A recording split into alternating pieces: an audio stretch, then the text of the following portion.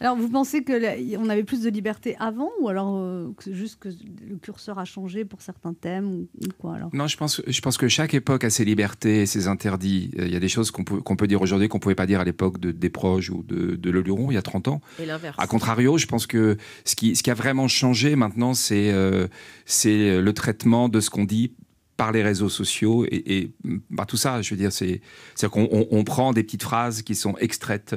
Moi, je dis des choses, par exemple, sur les gilets jaunes dans mon spectacle. Si je l'ai dit chez vous, on va dire « Ah, Stéphane Guillon dit ça sur les gilets jaunes », et tout d'un coup, on va dire « Stéphane Guillon insulte les gilets jaunes ». C'est évident que je les insulte pas.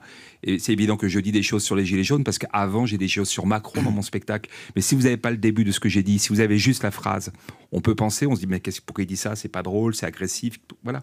Donc je pense que ce qui nous trahit aujourd'hui, finalement, c'est ça. C'est la petite phrase qui est sortie de son contexte. Moi, je cite souvent quand on dit que j'ai dit que Martine Aubry, que j'avais traité Martine Aubry de petit pot à tabac.